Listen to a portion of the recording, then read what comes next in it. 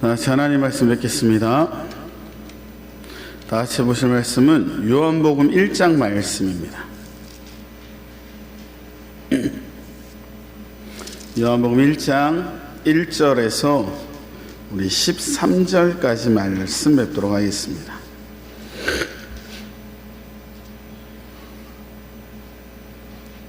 요한복음 1장 1절에서 13절까지 말씀입니다. 주보 내면 또 앞에 화면 참조하시면 되겠고요. 다 찾으신 줄 알고 우리 믿음으로 합독하도록 하겠습니다. 태초에 말씀이 계시니라. 이 말씀이 하나님과 함께 계셨으니 이 말씀은 곧 하나님이시니라. 그가 태초에 하나님과 함께 계셨고 만물이 그로 말미암아 지은 바 되었으니 지은 것이 하나도 그가 없이 된 것이 없느니라. 그 안에 생명이 있었으니 이 생명은 사람들의 빛이라. 빛이 어두움에 비추되 어둠이 깨닫지 못하더라. 하나님께로서 보내심을 받은 사람이 났으니 이름은 요한이라. 저가 증거하러 왔으니 곧 빛에 대하여 증거하고 모든 사람으로 자기를 인하여 믿게 하려 함이라. 그는 빛이 아니요 이 빛에 대하여 증거하러 온 자라. 참 빛 곧 세상에 와서 각 사람에게 비추는 빛이 있었나니 그가 세상에 계셨으며 세상은 그로 말미암아 지은 바 되었으되 세상이 그를 알지 못하였고 자기 땅에 오매 자기 백성이 영접치 아니하였으나 영접하는 자 곧 그 이름을 믿는 자들에게는 하나님의 자녀가 되는 권세를 주셨으니 이는 혈통으로나 육적으로나 사람의 뜻으로 나지 아니하고 오직 하나님께로서 난 자들이니라. 아멘. 우리 축복송 부르겠습니다. 우리 축복송 부를 때에 하나님의 크신 은혜가 있기를 바라는 마음으로 축복하며 찬양하겠습니다. 축복합니다. 주님의 이름으로 축복합니다. 주님의 이름으로 축복합니다. 축복합니다. 주님의 사랑으로 이곳에 모인 주의 거룩한 자녀에게 주님의 기쁨과 주님의 사랑이 충만하게 넘치기를 축복합니다. God bless you. God bless you. 축복합니다. 주님의 사랑으로. 할렐루야. 아멘. 주의 이름으로 환영하고 축복합니다. 우리 좌우 형제 자매님들을 향해서 우리 인사하며 축복했으면 좋겠습니다. 당신은 하나님의 선물입니다. 당신은 하나님의 은혜입니다. 당신은 하나님의 기쁨입니다. 보시기에 참 아름답습니다. 할렐루야. 우리 방송으로 예배드리시는 분들도 주님의 이름으로 축복하고 환영합니다. 소리가 잘 들리시나요? 아까 처음에 시작할 때 우리 장준수 청년이 잘 들리네요 그러는데 업그레이드를 좀 했습니다. 소리가 더 잘 들리게 만들어 놨는데 너무 잘 들린대요. 다행입니다. 이게 화면은 조금 잘 안 나와야 제 얼굴이 좀 가려져서 더 멋있어 보일 텐데 목소리는 좀 또렷하게 들렸으면 좋겠는데 소리가 잘 안 들리더라고요. 그래서 무려 거금 6,000원을 투자해서 업그레이드를 했습니다. 이게 또 잘 안 돼갖고 어저께 반나절 하다가 포기했다가 인터넷 찾아봤더니 이게 그 기계, 저기 기계 보면 그 앰프 위에 기계 하나 원래 쓰던 거 있거든요. 그거에 연결하면 된대요. 했더니 진짜 되더라고요. 그래서 이제 혹시나 앰프로 찬양 들으실 분들은 옛날처럼 앰프만 키시면 안 되고 그 위에 그 까만색 버튼이 있어요. 그래서 그거 먼저 키시고 앰프 키시고 그 찬양을 트시면 됩니다. 그렇게 하시면 되겠고, 예, 참 다행인 것 같습니다. 어떻게 한 주간 잘 지내셨는지 모르겠어요. 잘 지내셨는지 모르겠는데, 재작년에 한창 인터넷을 떠들썩하게 했던 그 이야기가 있었습니다. 그게 뭐였냐면, 암에 걸린 사람에게 개 구충제를 먹이면 낫는다. 그래서 어떤 백인이 암에 걸려서 폐암인가 걸려서 이제 거의 거반 죽게 됐는데 개 구충제를 먹어서 낫다라는 거를 올렸어요. 그래서 이제 그게 이슈가 돼서 우리나라 개그맨 중에 암이 걸려서 암 말기였던 사람이 그걸 먹기 시작했습니다. 항암 치료도 받으면서 개 구충제를 먹었는데 진짜 놀랍게 얼마 안 돼서 암들도 줄어들고 고통도 줄어들었다라는 거죠. 그래서 그거를 텔레비에서 찍어서 방영하고 국가에서 누가 이거 실험할 수만 있으면 허가는 해주겠다 라고까지 나왔는데 거기에 인터뷰해 보니까 거의 대부분의 의사들은 부정적이었습니다. 하지 마십시오. 그거 의미 없습니다.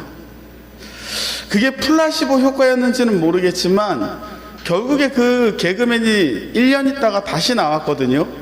근데 어떻게 됐을까요? 결국에는 그 개 구충제는 끊었습니다. 그 개 구충제가 오히려 간을 망가뜨리게 해서 더 이상 먹을 수도 없었고 효과도 더 이상 없어서 하지 않았다라는 거죠. 제가 말씀드리고 싶은 건 뭐냐면 우리가 우리의 판단, 우리의 경험, 우리의 생각들로 우리의 삶을 살 때가 있어요. 그런데 그것이 때로 맞을 수도 있지만 때로는 안 맞을 수도 있습니다. 또 조심해야 되는 게 뭐냐면 의사가 의학적인 지식을 갖고 이야기하는데 내 경험과 민간요법 갖고 아니다라고 얘기를 하면 그게 더 큰 해가 될 수도 있다라는 거예요. 제가 이 얘기를 왜 하냐면 오늘 성경에는 뭐라고 써 있냐면 태초에 말씀에 계시니라 라고 써 있습니다. 이 말씀이 곧 누구십니까? 하나님이시라고 오늘 성경은 이야기하고 있어요.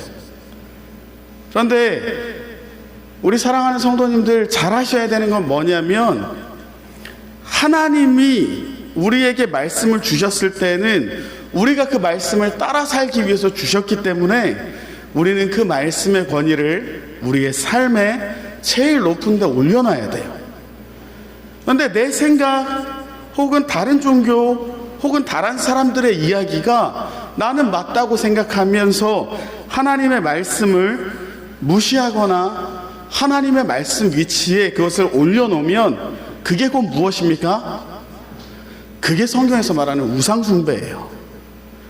아무리 좋아도 알벤다졸 먹으면 나을 것 같아도 의사가 금하면 안 먹는 게 맞는 것처럼 그거보다 더 중요한 하나님의 말씀이 우리에게 주어졌을 때 우리가 그 말씀을 온전한 마음으로 믿고 그 말씀을 온전히 따라야 되는데 내 판단, 내 생각에 이거 하나님의 말씀 모자라 다른 종교에서 얘기하는 게 맞는 것 같아 라고 얘기한다고 다른 종교의 걸 하나님 수준으로 올려버리면 그게 우상숭배입니다. 그러기에 우리 사랑하는 성도님들은 하나님의 말씀이, 무엇보다 기록된 하나님의 말씀이 우리에게 있기에 다른 데서 은혜를 구하거나 다른 데서 지혜를 구하거나 다른 데서 구원을 구하면 안 됨을 기억하시기 바랍니다. 요한복음은 1장 1절에서 18절까지가 서론입니다. 그런데 그냥 책에 뒤에 이야기를 하기 위해서 대충 써놓은 서론이 아니라 가장 핵심적인 이야기를 우리에게 하고 있습니다. 그래서 창세기 1장 1절이 뭐죠? 태초에 하나님이 천지를 창조하시니라. 똑같이 태초부터 시작하는 거예요. 태초에, 근데 누가 계세요? 말씀이 계시니라. 우리가 잘 알아야 돼요. 하나님의 말씀, 기록된 말씀 외에 다른 것에 나의 마음을 쏟고 그것이 나의 주인이 되고 그것이 나의 판단의 근거가 되면 그 사람은 반드시 우상 숭배자가 되게 됩니다. 그러기에 우리는 하나님의 말씀이 어떤 존재인지 알아야 돼요. 그래서 성경은 뭐라고 말씀하십니까? 히브리서에 이렇게 말하고 있어요. 하나님의 말씀은 살았고 운동력이 있어. 하나님의 말씀은 고정되어 있는 말씀이 아닙니다. 하나님은 죽은 말씀이 아니에요. 세상 수많은 책들의 저자들은 다 어떻게 되죠? 죽었거나 죽을 겁니다. 근데 하나님의 말씀을 우리에게 주신 우리 구주 예수 그리스도는 죽었다가도 살아나신 살아있는 주님이시라는 거예요. 그 예수가 우리의 말씀이 돼서 우리의 갈 길을 인도해 주신다 라고 말씀하고 계십니다. 그래서 이 말씀은 태초부터 하나님과 함께 계셨고, 이 말씀이 곧 누구라고요? 하나님이시다. 로고스가 하나님이시다 까지도 이야기를 하는 거예요. 하나님이 로고스, 하나님이 기록된 말씀, 하나님이 우리에게 은혜를 주시는 그 말씀이구나. 그가 태초에 하나님과 함께 계셔서 온 우주 만물을 만드실 때 어떻게 하셨다고요? 말씀으로 만드셨다고요. 그래서 하나님이 천지를 만드실 때 무엇 갖고 말씀을 만드세요? 말씀 갖고 만드시는 거예요. 빛이 있어라 그랬더니 빛이 있는 거예요. 하늘과 바다가 생겨라 그럼 하늘과 바다가 생깁니다. 다른 누가 어떻게 얘기해도 의미가 없어요. 석가모니든 공자든 알라든 마호메트든 무슨 얘기를 해도 하나님이 이게 맞다 라고 하면 그게 진리입니다. 다른 게 더 뛰어나 보이십니까? 속고 계시는 거예요. 세상에서 가장 많이 팔리는 책이 뭔지 아세요? 성경이에요. 우리 사랑하는 성도님들은 조선왕조 500년 그 조선실록 읽어보신 적 있으신가요? 그게 언제적 책일까요? 한 700년 전 책인가요? 우리가 보고 있는 책 성경은 언제 쓰여졌죠? 4000년 전부터 쓰여졌어요. 쓰여지기는 4000년 전에 무슨 일이 일어났는지 우리나라에서 일어났는지 아시는 분 계세요? 그런데 4000년 전부터 지금까지 하나님께서 보존하고 주신 그 말씀을 우리는 보고 있다고요. 그러기에 우리는 주의 말씀을 세상 그 무엇보다 귀하게 여길 줄 알아야 됩니다. 이게 좀 율법적이고 안 맞을 수 있는데, 저는 청년 때 조카들이 성경 위로 뛰어다니는 거를 참질 못했어요. 지금도 약간 병적으로 성경 위에 무엇을 올려놓지 않습니다. 이건 율법적이니까 꼭 하라는 건 아니지만 하나님의 말씀을 그 정도로 귀하게 여겨야 돼요. 그런데 누가 무슨 얘기했다, 그런데 어떤 얘기가 맞는 것 같다, 이건 성경보다 더 뛰어난 것 같다 라고 얘기를 해도 우리가 잘 알아야 되는 것은 두 가지입니다. 첫 번째로 성경에서 말하지 않는 것은 왜 말하지 않을까요? 의미가 없어서 그래요. 혹은 말을 했는데 굳이 적게 한 이유가 뭡니까? 우리가 그 의미를 정확하게 이해하지 못했기 때문입니다. 성경에서는 뭐라고 얘기합니까? 부모를 공경하라. 그런데 어떤 분은 그런 얘기예요. 공자가 얘기할 때는 훨씬 더 수많은 이야기들을 했다. 근데 왜 성경에서는 그렇게 얘기 안 할까요? 그렇게 다 이야기해서 그걸 다 따라가면 어떻게 돼요? 부모가 우상이 되기 때문이에요. 유교의 가장 큰 문제 뭡니까? 유교의 가장 큰 문제는 부모가 우상이어서 그래요. 그래서 하나님은 뭐라고 우리에게 말씀해 주십니까? 부모를 공경하되 어디서 공경하라고요? 주 안에서 공경하라. 주 밖에서는 아무리 공경해야 그게 하나님한테 영광이 되거나 은혜가 되지 않기 때문입니다. 또 우리가 조심해야 될 것은 무엇이냐면 하나님이 이것을 저급하게 얘기하지 않았다라는 거예요. 그러니까 성경을 잘 알아야 돼요. 제대로 알지 못하고 보지 못하면 어떻게 됩니까? 그런 이야기들이 나와요. 근데 성경에서 부모는 어느 수준으로 섬기라고 말하고 있어요? 주 안에서만 섬기면 하나님처럼 섬기라고 성경은 말하고 있어요. 그리고 더 나아가서 성경도 제대로 이해하지 못하고 성경도 제대로 따르지 못하면서 다른 책을 들먹인다라는 건 어불성설입니다. 그게 바로 우상숭배가 되는 거예요. 그래서 우리는 조심해야 되는데 5절에 보니까 이렇게 얘기하고 있어요. 빛이 어두움에 빛이 돼 어두움이 깨닫지 못하더라. 빛이 비추는데 왜 어둠이 깨닫지 못할까요?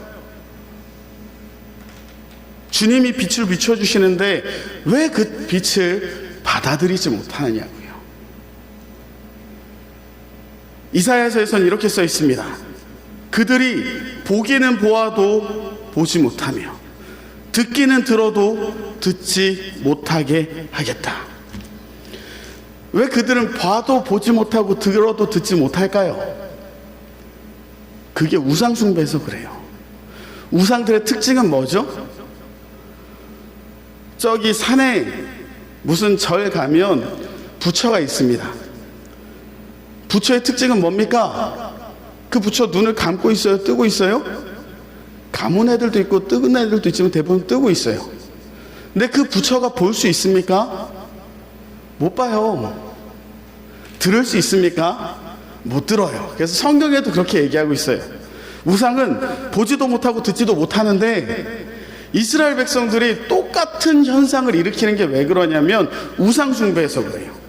그 부처나 우상을 보고 사랑하고 섬기고 글로 가려 그러면 그 사람의 모습도 그 우상화 된다고요. 우상이 보지 못하고 듣지 못하니까 그걸 섬기는 백성이 보지 못하고 듣지 못하게 되는 줄 우리가 깨달아 알아야 합니다. 그래서 성경은 우리에게 누누이 말하고 있는데 예수 그리스도 말씀이 되신 구주가 우리에게 빛을 비추시되 그것을 마음에 받아들여라. 그것을 받지 않으면 어떻게 됩니까? 그 사람은요 소금밭이 된다고 에스겔서 47장에 말하고 있습니다. 생명수가 온 땅을 적시고 있는데 일부러 그거 받지 않아요. 내 생각에 맞지 않아, 이건 틀렸어라고 일부러 그것을 받지 않는 사람들은 다 어떻게 된다고요? 소금밭이 된다. 죽음의 땅이 될 수밖에 없습니다. 우리 사랑하는 성도님들은 하나님의 말씀이 내 귀에 들릴 때 그것을 아멘으로 받으시고 기쁨으로 받으시고 감사로 받으시길 바랍니다. 그게 우리를 향한 하나님의 뜻이요 사랑이기 때문입니다.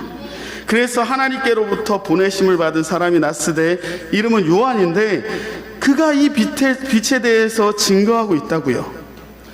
그래서 9절에 이렇게 얘기합니다. 참빛 그 세상에 와서 각 사람에게 비추는 빛이 있었으니 그가 세상에 계셨으며 세상이 그로 말미암아 지은 바 됐는데 세상이 그를 알지 못하고 자기 백성들이 영접하지 않았다 라는 거예요.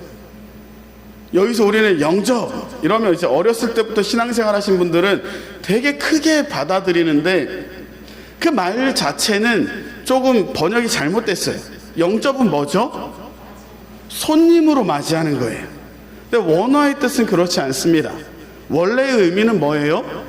나의 삶의 주인으로 맞는 거예요. 무엇을,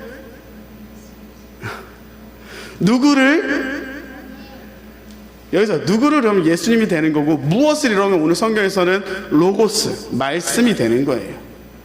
하나님의 말씀이 나의 삶의 주인이 돼서 내 판단 근거가 되고 내 삶의 주인이 돼야 되는데, 우상이 돼서 눈이 멀어버리고 귀가 먹어버리니까 받아들이질 못하는 거예요. 그런데 12절에 말하죠. 그럼에도 영접하는 자, 곧 그 이름을 믿는 자들에게는 하나님의 자녀가 되는 권세를 주심을 믿으시기 바랍니다. 이 자리에 앉아 계신 분들은 하나님의 자녀심을 믿으시기 바라요. 그래서 우리의 구원은 어떤 행위에서 나오지 않아요. 우리의 구원은 오직 무엇으로만 얻습니까? 믿음에서 나와요. 근데 그 믿음이 어디서 나온다고요? 말씀을 들음에서 나온다고 로마서 10장에 말하고 있어요. 그러니까 우리 사랑하는 성도님들은 어떻게 하셔야 돼요? 하나님의 자녀가 되셔야 돼요. 하나님의 복받은 자들이 돼야 돼요. 그럼 복받으려면 어떻게 하셔야 돼요?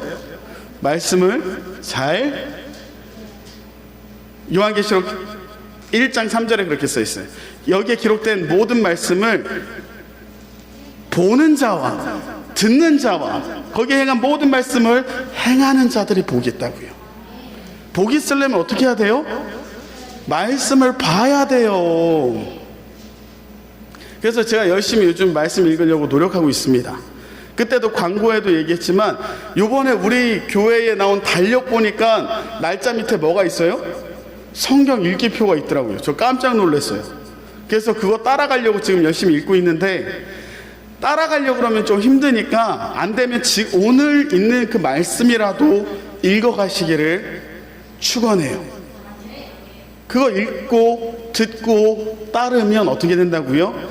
그 사람이 복 받는다고요.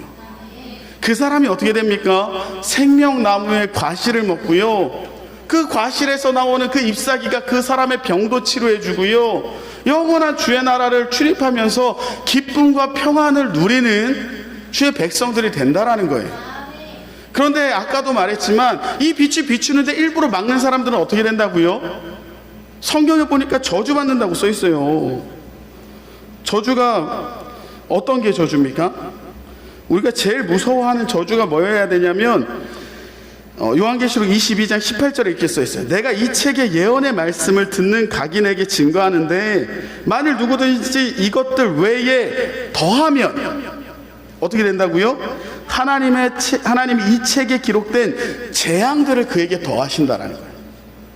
그리고 만일 누구든지 이 책의 예언의 말씀에서 뭘 제해버리면 하나님이 기록된 생명나무와 그 거룩한 성에 참여하면서 제해버린다고요. 우리는 하나님의 말씀을 들을 때 정말 무섭고 두려움과 떨림으로 정말로 온 오감 육감을 다 써서 최선을 다해서 봐야 돼요.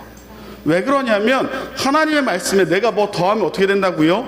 재앙을 더해 주신대요. 내가 거기서 무엇을 빼면 어떻게 하신다고요? 내 이름을 생명의 나무와 거룩한 성에서 제해버리신다고요. 그럼 여기서 더한다와 뺀다는 건 무슨 의미일까요? 더한다라는 건 하나님의 말씀이 부족하다 라는 거예요. 아, 이거 하나님의 말씀 부족해, 뭐 더 필요해 라고 내가 내 의견을 집어넣으면 그 사람 뭐 받는다고요? 재앙을 받는다고 써 있어요. 제하는 건 뭘까요? 빼야 된다라고 생각하는 사람들은 뭐가 있는 거예요? 하나님의 말씀을 의심하는 자들이에요. 그러니까 이건 하나님 말씀 아닌 것 같아, 이거는 좀 잘못된 것 같아. 그럼 어떻게 하신다고요? 하나님께서 그를 제해버리신다고 오늘 성경은 말하고 있습니다. 시편 119편 105편에 우리에게 주님은 뭐라고 말씀하시냐면 주의 말씀은 내 발의 등불이라 그랬어요. 내 발걸음을 옮길 수 있는 것에 근거가 되어야 돼요. 그러기에 주의 빛이 비추는 그곳으로 우리가 조심히 걸어가야 되는 줄 믿습니다. 온 세상은 깜깜합니다. 그 깜깜한 가운데 나도 처해서 죽을 수밖에 없었던 연약하고 더러운 존재들인데, 주님이 빛을 비춰주셔서 그것을 영접하는 자에게 구원을 주시겠노라고 오늘 말씀해 주셨어요. 그래서 그 말씀이, 계심이 우리의 삶의 가장 큰 기쁨이요, 말씀이, 계심이 우리의 삶의 구원이 되는 줄 믿습니다. 우리 사랑하는 성도님들, 어떤 분들에게 이 말씀이 걸림이 될 수도 있는데, 그럼에도 불구하고 제가 담대히 전할 수밖에 없는 이유는 뭡니까? 이걸 몰라서 심판받으면 안 되기 때문이고, 에스겔서의 파수꾼 노래처럼 전하지 않으면 제가 저주받아서 그래요.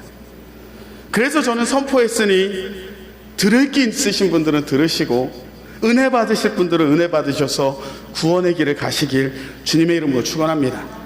이제 우리가 말씀을 두려움으로 받을 이유들은 봤어요. 근데 기쁨으로 받아야 되는 이유는 무엇일까요? 첫째로, 성경 말씀은, 자, 집중해 주세요. 하나님의 말씀을 전하는 때에는 집중해 주셔야 돼요. 디모데후서 3장에 이렇게 써 있어요. 또 내가 어려서부터 성경을 알았나니 성경은 능히 너로 하여금 그리스도 예수 안에 있는 믿음으로 말미암아 구원에 이르게 하는 지혜를 준다 라는 거예요. 그러기에 우리는 어떻게 해야 됩니까? 주의 말씀에 귀 기울여야 돼요. 나에게 구원을 주니까. 디모데후서 3장 15절에서 17절 말씀인데요, 구원에 이르게 하는 지혜를 주게 하느니라. 모든 성경은 하나님의 감동으로 쓰여된 것으로 라고 얘기해요. 두 번째는 우리에게 구원을 주는 지혜도 됐지만, 그 글을 쓰게 만든 원래 저자는 누구라고요? 하나님이세요. 아무리 훌륭한 학자가 쓴 글이라 할지라도 그것과 성경은 비교할 수 없는 이유가 뭐예요? 성경의 원래 저자는 하나님이시기 때문이에요.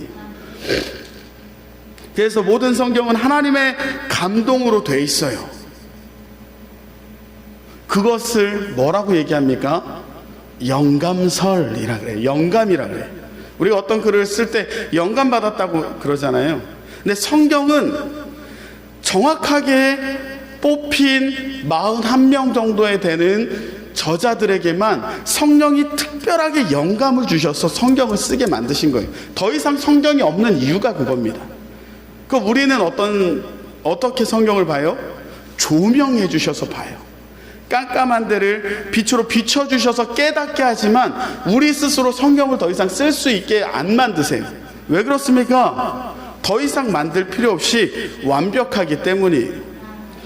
우리 성경이랑 천주교 성경이랑 다른 이유가 뭔지 아십니까? 천주교 성경은 자기들의 교리를 위해서 성경을 더 집어넣었어요. 거기는 구약이 46권이나 돼요.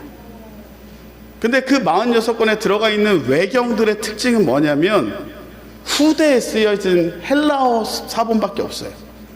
그들은 우리는 진짜 책이라고 인정치 않고 정확하게 66권만을 믿습니다. 그래서 종교개혁자들이 외쳤던 게 그거예요. 솔라 스크립처, 오직 말씀이라는 거예요.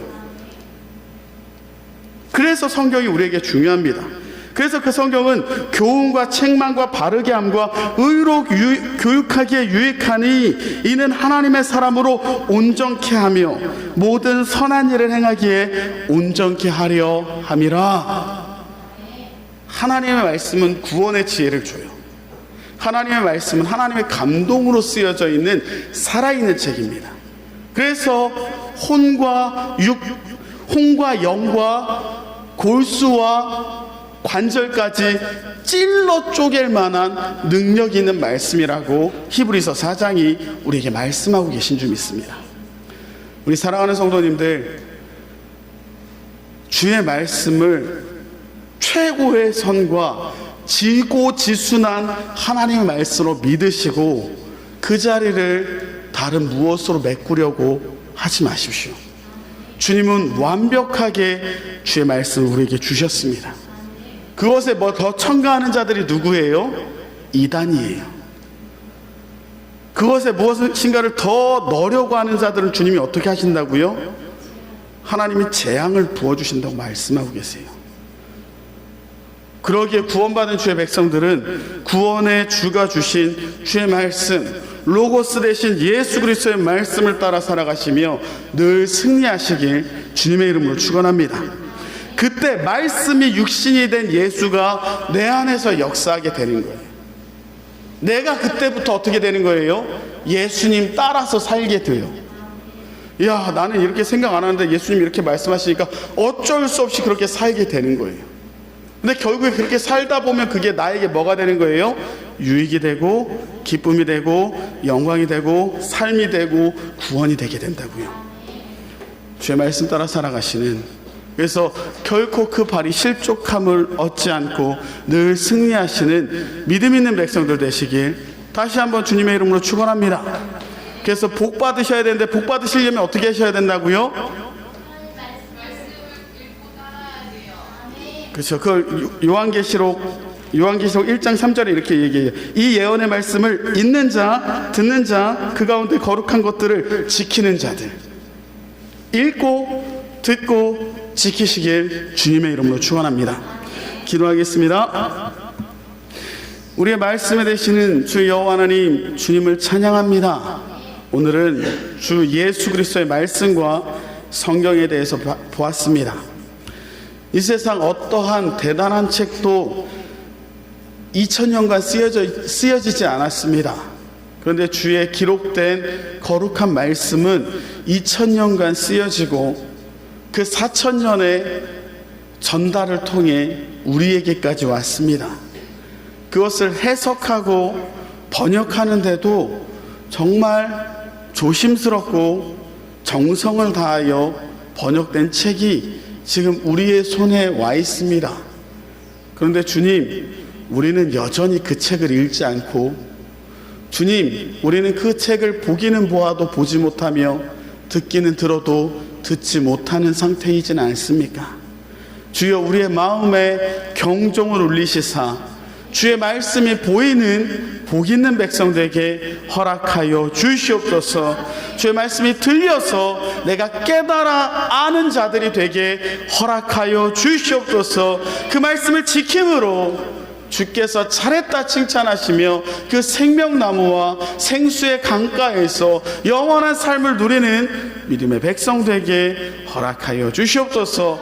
그 기록된 말씀을 더하는 자는 재앙을 더하여 줄 것이고, 그 기록된 말씀을 제하는 자들은 천국에서 제함을 받는다 말씀하셨사오니, 주의 말씀을 두렵고 떨림으로 받게 허락하여 주시고, 다른 어떠한 우상들과 세상의 지혜들로 하나님의 지혜를 더럽히지 않게 우리를 인도하여 주시옵소서. 크신 은혜와 복을 주시니 감사합니다. 이 모든 말씀 우리 구주 예수 그리스도 이름 받들어 감사하며 기도 올리옵나이다. 아멘.